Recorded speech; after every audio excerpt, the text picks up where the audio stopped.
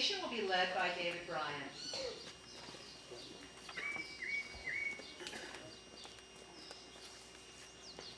I even have my own mic.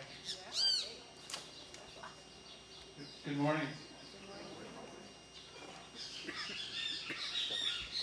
While driving on the Carretera yesterday, I saw a bulbous man on an equally bulbous and obnoxious Harley Davidson. He was in full badass gear, yes, a badass Harley costume, you know the ones I'm talking about. And I fell into immediate judgment. But in a flash, one of my quieting mantras broke through, which is, be kind. Everyone you meet is fighting a great battle. Be kind. Everyone you meet is fighting a great battle. And then I knew the meditation that I wanted to do this morning. And this comes from a poem of mine called Metronome. I once saw a man with a malformed face,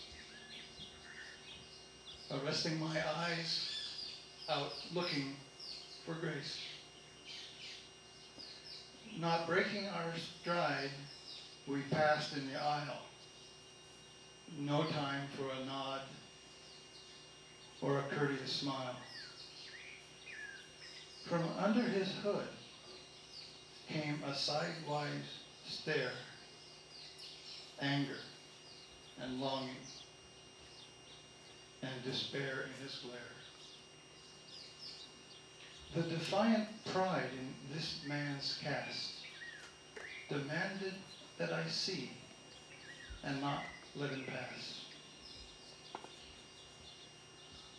I wondered about the course of his fate, how pride in his life affected his gait. Each separate eye told a different truth.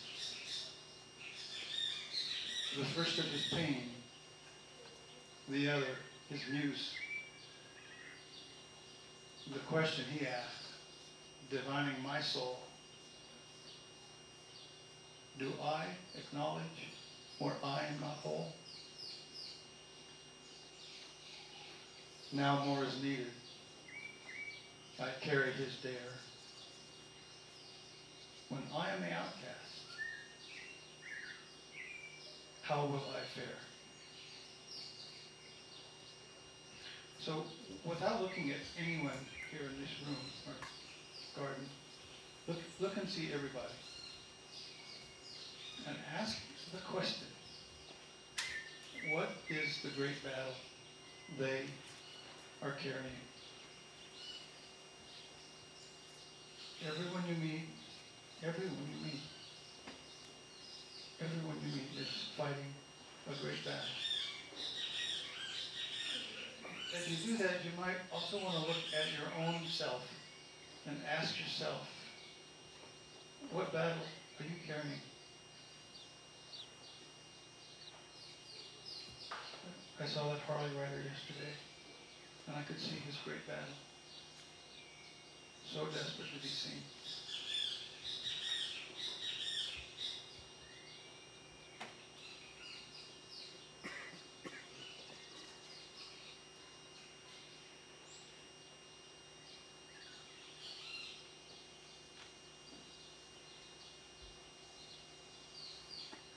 I can see you all from where I'm standing. And I know many of you are carrying a great battle. Remember, we're all fighting a great battle. Let's be kind.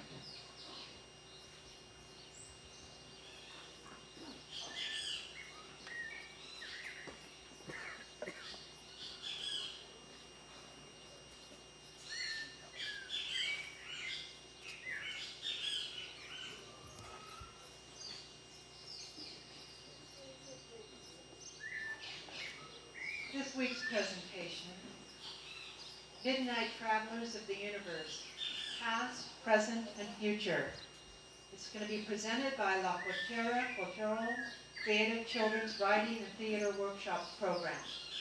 In May, La Cochera Cultural held 4 weekend creative writing workshops for local children. 6 stories were selected to be told by the children at the Lakeside Little Theater in July.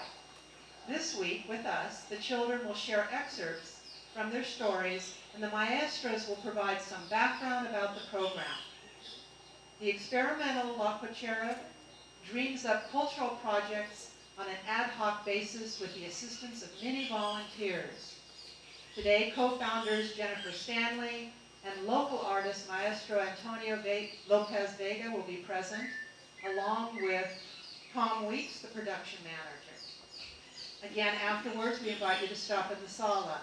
So without further ado, Antonio Lopez Vega is going to bring us in with the conch, and then I'll introduce who's next.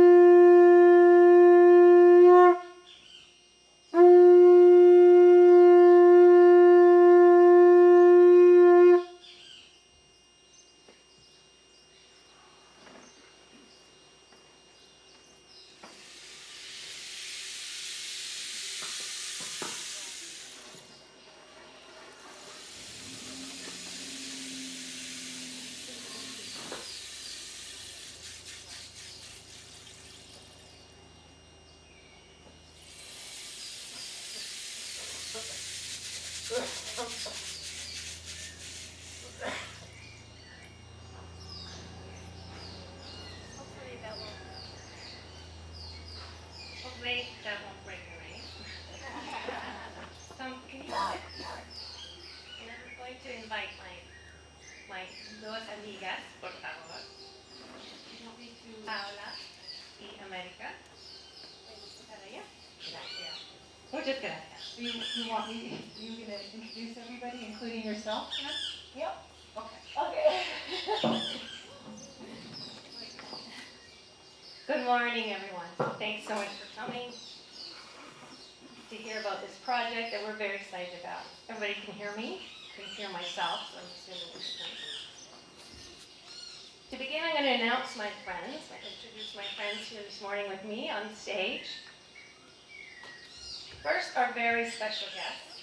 Primero, nuestras amigas, invitadas muy, muy importantes. Los dos estrellas, the 2 stars of the show here. Paula, and primero Paula Annalise Santa Cruz Velasquez. Dulce is her favorite pen name, so we'll call her Dulce. ¿Está bien? Dulce? No, vamos a, sí, solo para introducir. Y Dulce acaba de cumplir 11 años. She just turned 11, and she's very pleased to be here with you all this morning. And by her side is America, our other star of the show, la otra estrella, muy importante, and America Nailin Enciso Milan. Su nombre de pluma, her favorite pen name, is Colibre. So we will call her Colibre. America tiene 10 años. America is 10 years old.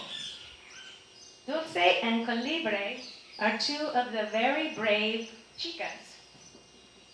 Ellos son 2 chicas muy bravas para venir aquí hoy to come and share their stories with you today.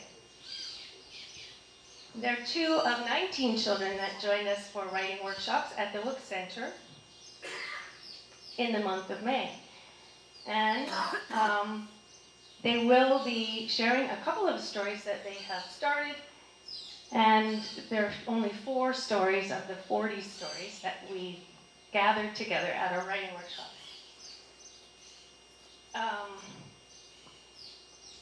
So we'll give you more details about our performance. They're going to be joining us along with the other kids for a 2-week summer camp at the end of this month. And at the end of that, we will be presenting their show on stage at the Lakeside Little Theater. So thank you to our 2 stars for being here. Gracias a nuestras 2 estrellas por venir aquí. Gracias, amigas.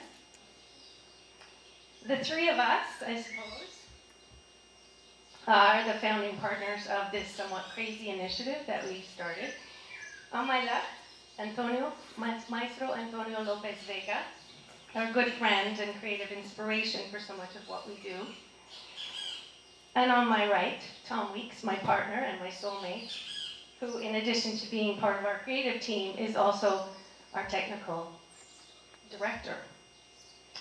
Not here today are Abril Iniguez, our choreographer and director for the show, who also directed the movement and puppetry in our last year's show. Abril teaches drama and locally and dances also locally and in Guadalajara professionally. She just returned from a dance performance in Madrid. She couldn't be with us today, she's in Guadalajara. And also joining us will be Gilberto Rios, who some of you may know as the bass player, double bass player for a local music group called Blue Velvet. He's agreed to be our music director for the show. And we feel just so fortunate to have such strong creative leaders in this community to inspire these children. And we're here to support them. That's what we do.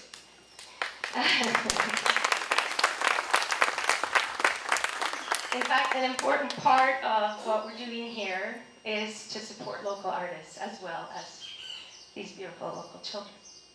So we're truly honored to be here, and we thank Margaret Van Every and Open Circle for inviting us. And the timing's perfect because our show's coming up at the end of the month, and it's going to be an exciting month. To begin, we'll tell you a little more about ourselves, some details about what brought us together and where we've been in the past, what we were doing last year, and where we're heading. And then, the thing we're all waiting for, we will have the stories of the children. Después, nuestras estrellas van a contar sus cuentos, which I will translate. I'll do my best. This will be just a tiny glimpse of what we're going to be doing at the end of the month. And for them, it's quite amazing because this is their first time reading in public. This is their first primero ensayo en público. Entonces, thank you so much. It's a very good experience for them to be here, and they're thrilled. Some of you may have seen our show last year, La Reina Michisiwali. Maestro Antonio's version of the legend of the Queen of the Lake. The video of this show, which was taken by none other than Open Circle's professional videographer, documentary maker, Roy Nolan. Thank you, Roy. It's playing in the sala. If you didn't have a chance to see it beforehand, you can stop in and have a glimpse after we're done here. So, Maestro Antonio and I met several years ago now, right here at the Children's Art Program that Neil James started over 62 years ago now. As most of you know, the much revered Neil James had a profound impact on this little town. As a world traveler and writer, she arrived by boat here in 1943 to convalesce after not one, but 2 consecutive accidents involving different volcanoes. She decided to make Ajijic her home until her death at 99. And we honor her greatly here this morning as we sit in her patio. And we're inspired by her enormous commitment to the creative spirit of the children of Ajijic. Maestro Antonio was one of her first and most celebrated proteges to receive one of her generous scholarships, which she also solicited from close friends. She sponsored Maestro Antonio along with her good friend Paul Carson. I don't know if anyone here knew him. His home was what most of you know now as the American Legion.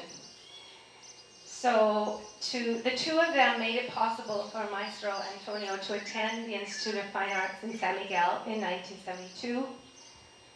Can I tell the story about your driver? Paul's private chauffeur drove Antonio, and you can imagine what the roads were like back then. From here to San Miguel, with his white gloves, Antonio sitting in the car, in the back, and off they went. Yeah, pretty amazing stories. He attended the Institute. He was one of the few recipients of their generous scholarships to complete his full 6 years of study there. Then he went on to work at the excavation site of Chichen Itza for 2 years, completing his studies, where he started his professional artist, most celebrated and career. He went back to San Miguel, where he taught at the Instituto and practiced his great talents as a professional artist. While there, over those years, he would return regularly to visit family, to visit with Neil James, and to drop in on her ongoing art program and help the children. In 2010, Maestro Antonio returned to make Ajijic his more permanent home. Once again. And like several other legacy artists of Neil James's legacy, he came back to teach and inspire new generations of young creativity in his community. After a few years of working together, Antonio and I, here on Saturday mornings, we came up with the idea of starting a summer camp. There had been summer camps in the past, but not for several years. We came up with this idea after we tried to complete a paper mache project with the kids here on Saturday mornings, and after 10 weeks of trying to do that during the rainy season on Saturday mornings, we abandoned the project. Fortunately, some of the projects did survive and go and get painted and finished. We turned a lot of lakeside garbage into animals and masks, but sadly, a lot of them ended up in a big soggy mess in the bodega over there to be thrown out. So he said, well, let's try a week-long project, and that way the kids can come every day when they're out of school and take on some more complicated projects. The first year we had 120 kids in 7 different types of workshops going on, and over 40 volunteers. The second year we were up to 170. And this year will be the 4th annual LCS Children's Art Program going on simultaneously with our program. So it's been very successful. And as it turns out, 2 years ago, during the camp, a survey was taken asking the children and parents for their input. The response was great. We had lots of people respond, and what they said was they wanted more. They wanted more classes, they wanted dance, music. They wanted it to go on for a longer period of time than a week because they're out of school for 5 weeks. So, with that knowledge that we had received, coincidentally, funny how things work out, around the same time, we were graciously offered the use of the Lakeside Little Theater, which is amazing. This may have been the first time that this amazing facility was opening its doors to the local community. I don't know for sure, but it's quite possible that that's the case. And in this case, to children's theater. So this was an opportunity we couldn't pass up. So we created this new and separate project outside of LCS, but still very much inspired by the legacy of Neil James. We want to thank LCS for their initial support in our first year, last year's production, and the use of the Wilk Center, the ongoing use of the Wilk Center.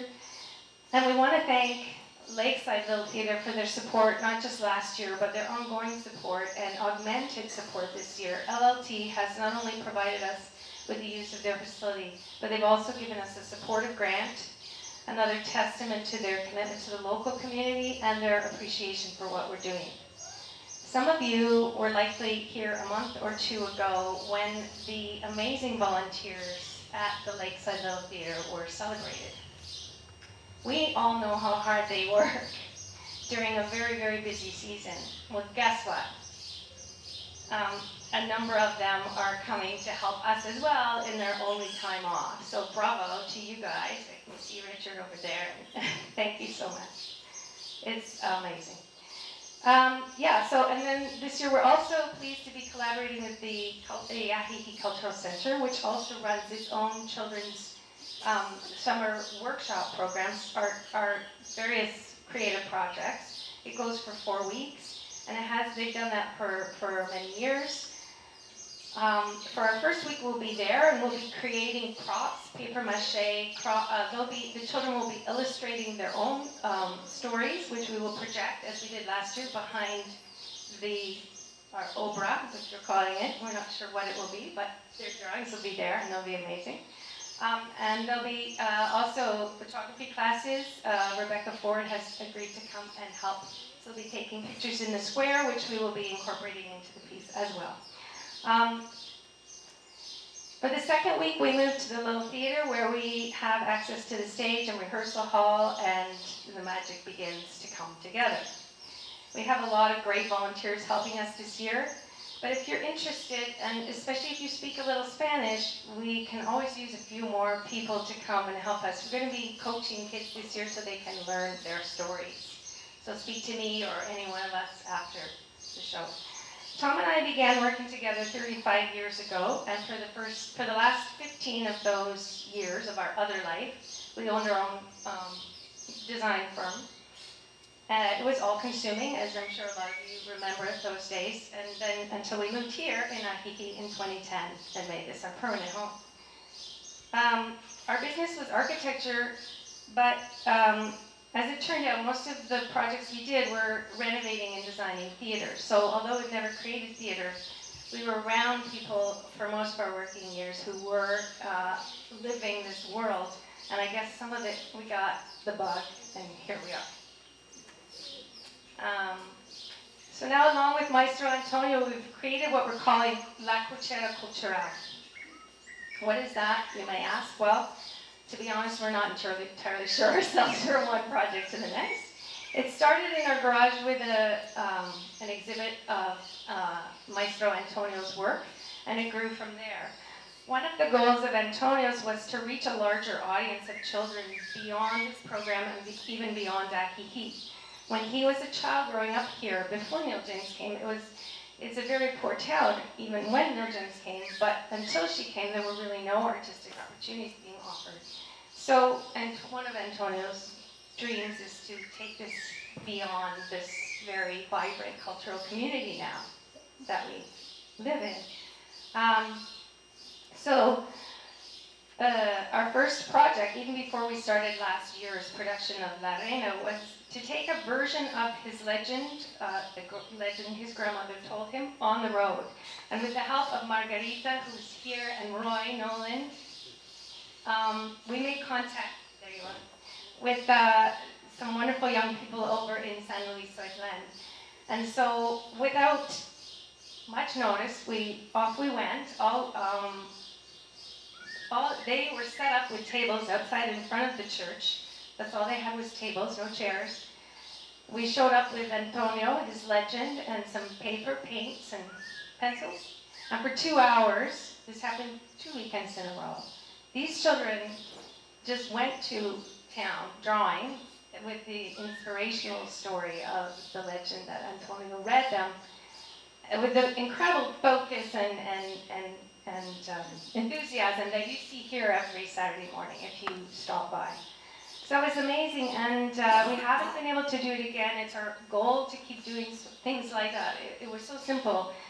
But part of our goal as well is to show that community how easy it is, right? We just showed up. All we, tables and paints, and there they were, just waiting with their big smiles, and it was amazing. So we hope to continue that.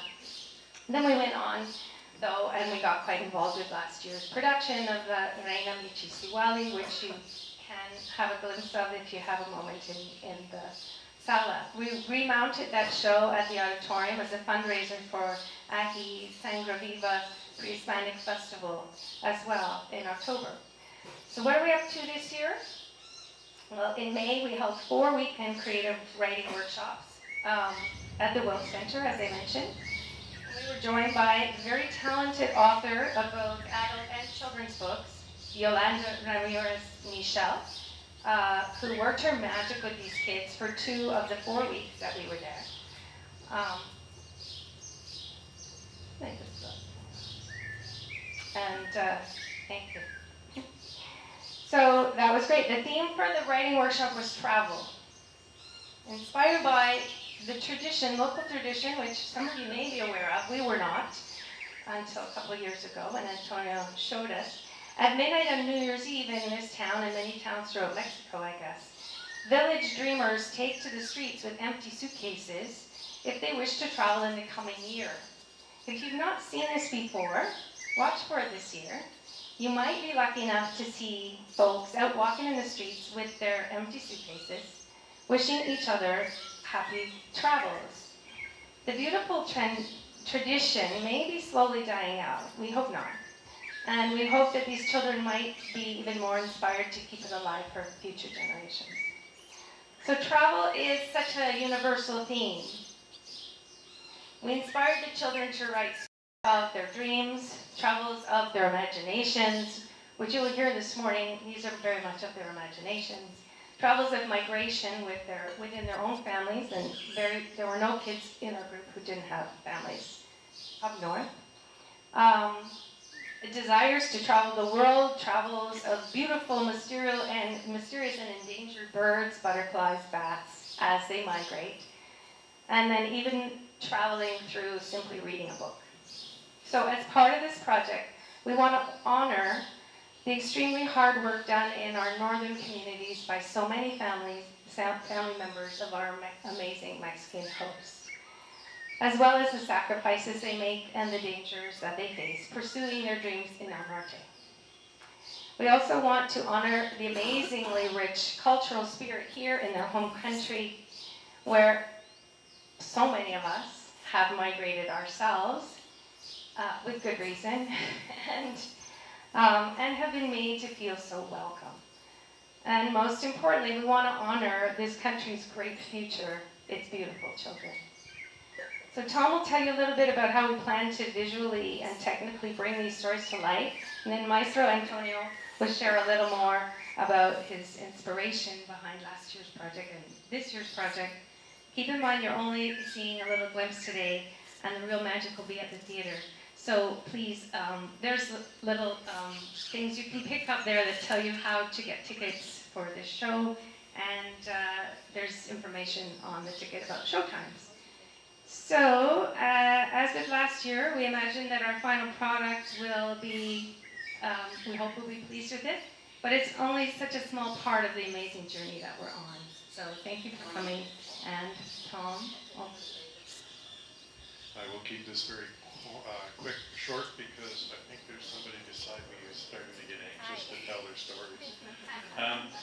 As Jennifer said, we're dividing up the workshop into 2 weeks. The first week is in the Cultural Center, and it's great because we can use all of their space up there, and it coordinates with their festival, so we're not in competition. We're also doing it in the afternoon, so kids can come to the workshops here in the morning and then come to the ones in the afternoon as well, because they don't want to have to make the choice. A lot of them go to both. Every day up there, our wonderful authors will read their stories, and then the kids will create drawings or props like butterflies and bats and things.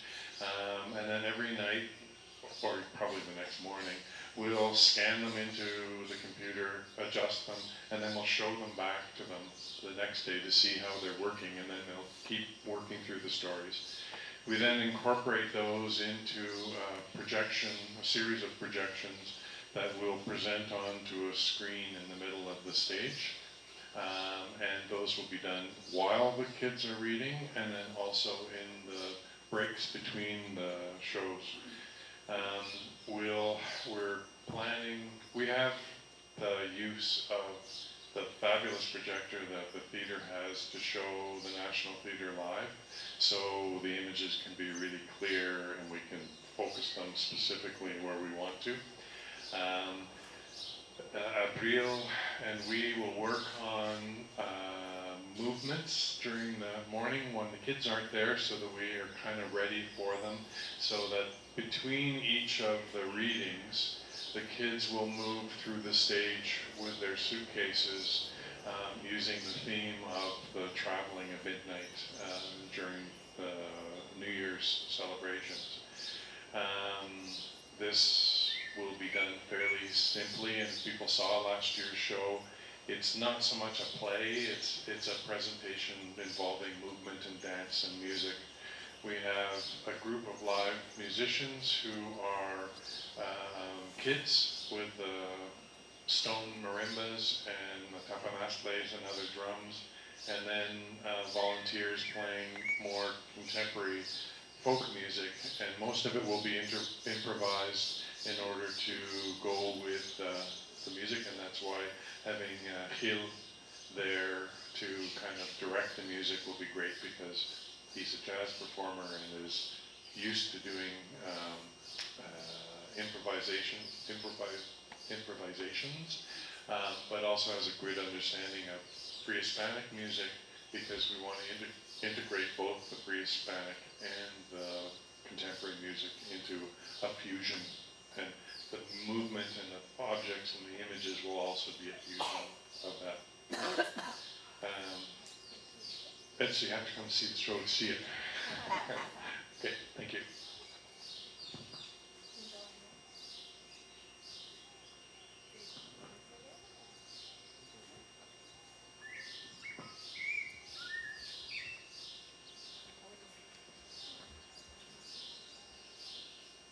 Translate for Antonio. You're just gonna...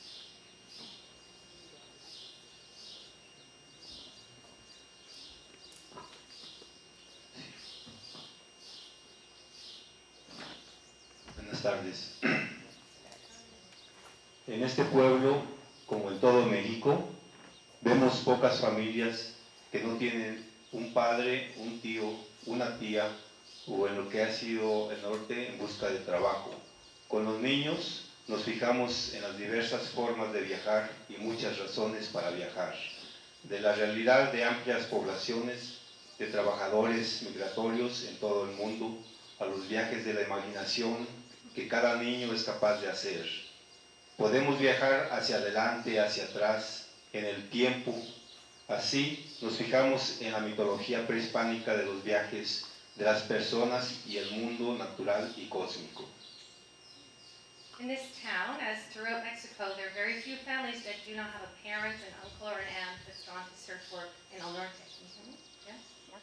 With the children, we looked at different ways of traveling and the many reasons for travel. The reality is the vast majority of migrant workers, populations around the world, voyages of the imagination we went through with each child.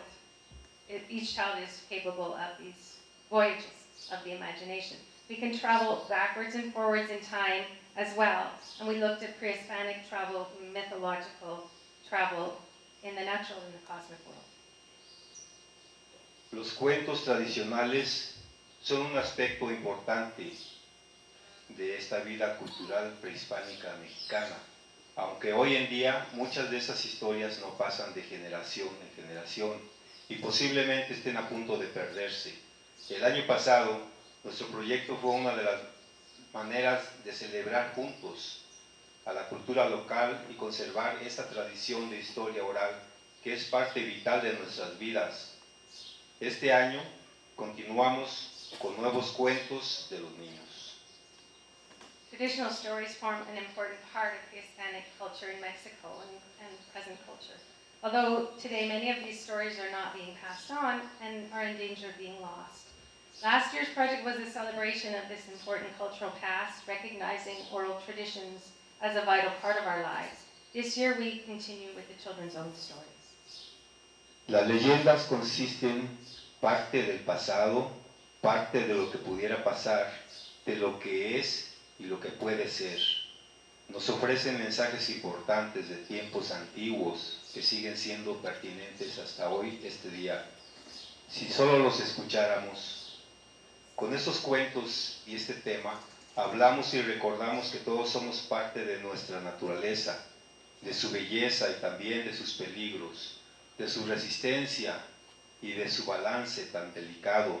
También nos recuerda de la parte que todos tenemos que cuidar nuestro medio ambiente y la naturaleza, y de tener mucho respeto por nosotros mismos, nuestros antepasados, nuestras familias, nuestra cultura, nuestro medio ambiente y nuestra parte en el cosmos.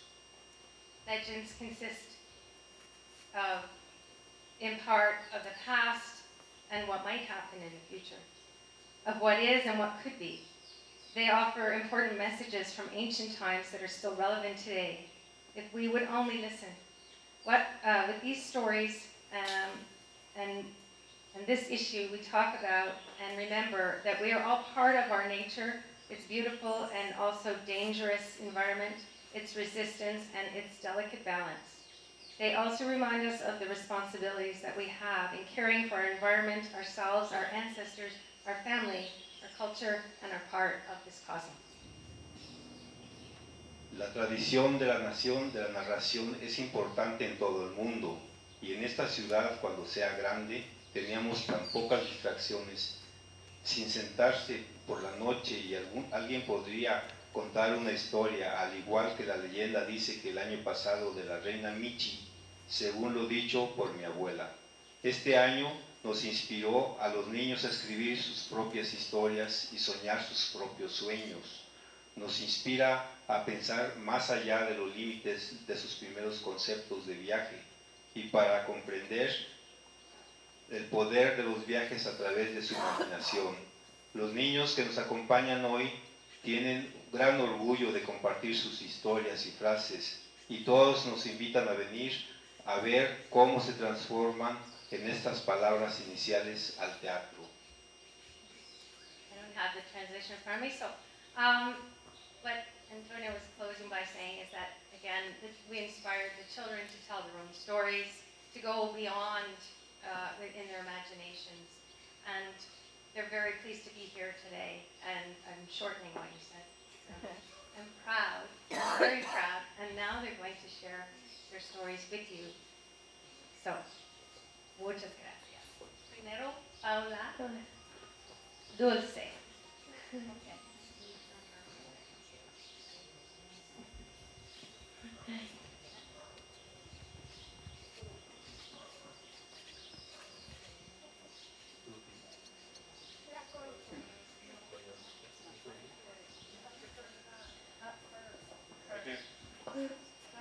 It's on. Yeah. La concha. La concha. Había una vez una niña a la que le gustaba mucho ir a la playa. Un día esta niña se encontró una concha dentro del agua. A ella siempre le había gustado escuchar el mar y las conversaciones de los peces. La concha era muy hermosa y también era mágica.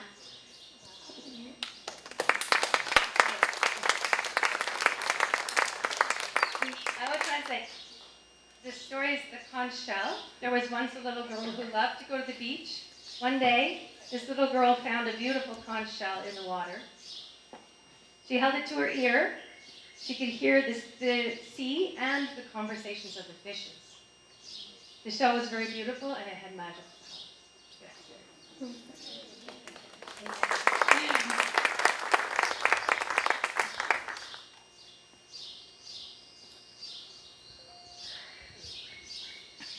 La estrella del mar. Una vez cuando fui al mar, me encontré en la arena una estrella del mar. Esa estrella tenía un poder mágico, el poder de darte todo lo que tú quisieras.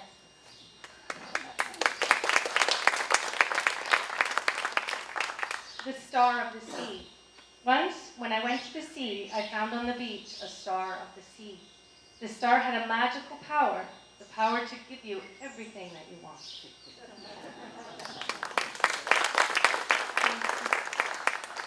El arpa.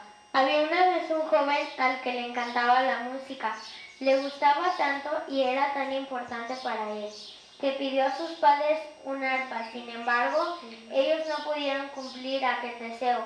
Por eso, cada vez que el joven veía a sus amigos con sus instrumentos, él agachaba la cabeza y se iba muy triste, acompañado de su perro. Uno de aquellos días, el joven llegó a casa y después de tomar un descanso, se fue a dar un paseo. Llegó hasta un bosque muy bonito. Ahí había un río rodeado de muchos árboles. El sonido del río parecía de un instrumento especial. El joven se detuvo a escuchar aquello, entonces vio algo muy brillante del otro lado del río. Era un arpa que lanzaba destellos.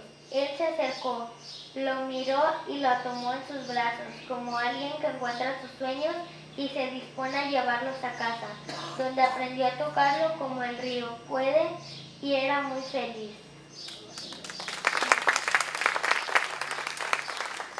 The story is called The Harp. There was once a young boy who loved music. He asked his parents for a harp, but they could not give him one. He saw his friends with all their instruments, and bowing his head in sadness, he went home with his dog. When the boy got home to rest, then he went out to a very nice landscape where a beautiful river ran through the trees. All of a sudden, he saw something bright on the other side of the river, and he realized it was a harp. He took it in his arms as if it was a friend from his dreams, and they went home together. He learned to play the harp just like the river had, and lived happily ever after.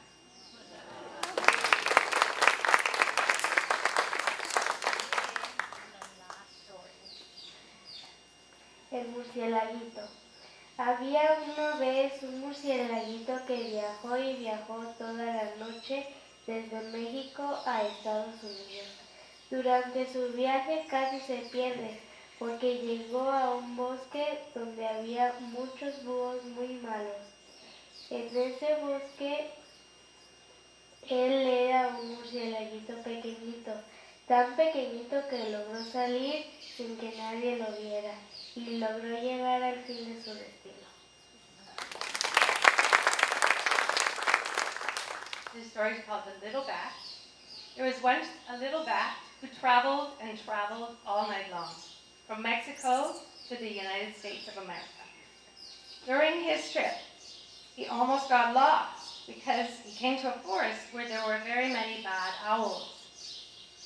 He was just a tiny, tiny bat, so tiny that luckily he managed to get out without being seen. And in the end, he managed to reach his destination.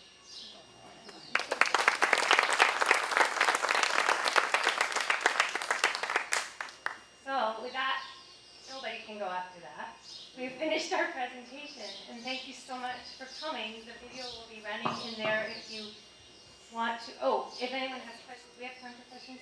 If anyone has questions, please. Try to help you with that. Anybody have questions? Please raise your hand. We'll bring a mic around to you. Okay, right here in the back. Miss Alice. Oh, you don't have a mic. Mic will come soon. You were fabuloso. Muchas gracias, niñas. Muchas gracias. What's brave again? What's brave? Brava. Mucha brava. Mucha brava. Alice. This was delightful, and what I really appreciated was the clear speech. Until hearing Antonio up here, I thought that, what's his name up here with the art stuff? of the street. Yeah, Zaragoza. I heard him speak in public in the plaza one time. And if I knew Spanish, I could have understood every word. But see, they go on and say, well, yeah, we're coming along later.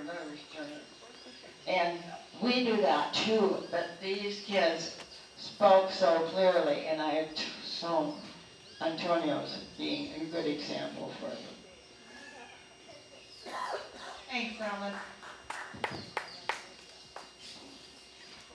Muchas gracias. That was wonderful. I'm curious, I'd like to ask the children if before they came to your writing camp, they had ever been encouraged to do any creative writing in school. So,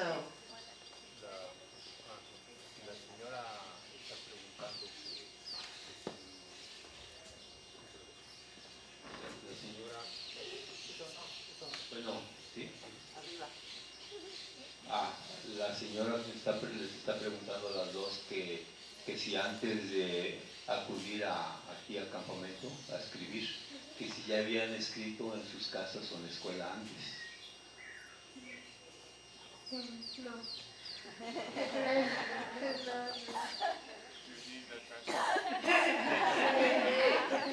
No. Okay. Another question? We have time for at least one more. Hi. Margarita. This is more than just a question.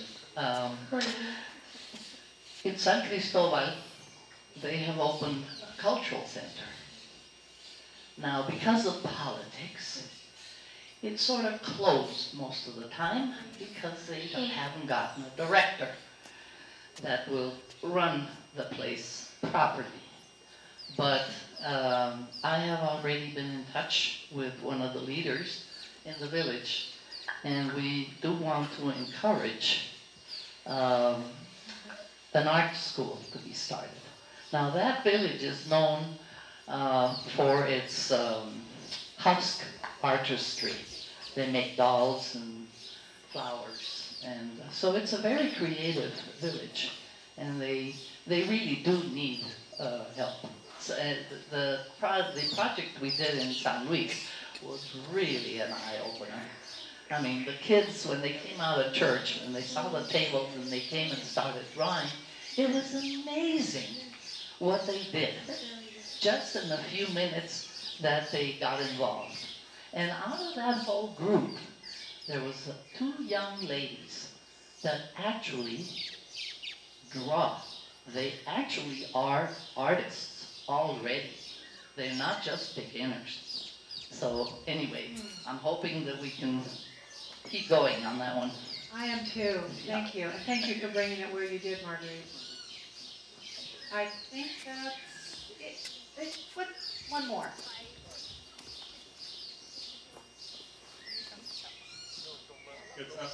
Where do you get the inspiration for your stories? From dreams, songs, other children? Bueno, las historias de los niños, cómo se inspiraron para escribir las historias,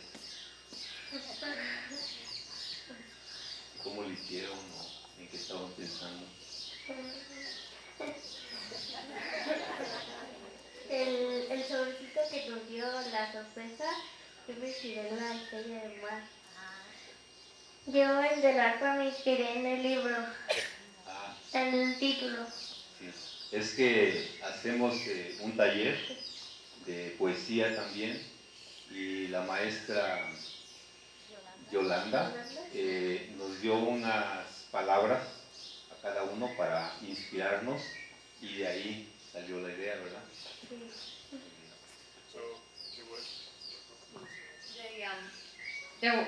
Yolanda, the teacher that came, brought inspirational, they wrote a book of just images. So they chose an image to write stories with a title. Yeah. And they were also, the next time, given a little box with some little object inside. And so that's where the idea of the Estrella de Mar came. Thank you, everyone. Let's give a nice round of applause for more. For the writers, artistas, niñas artistas. Muchas gracias. And Kat, make sure they come to Chapala if you want to see the production.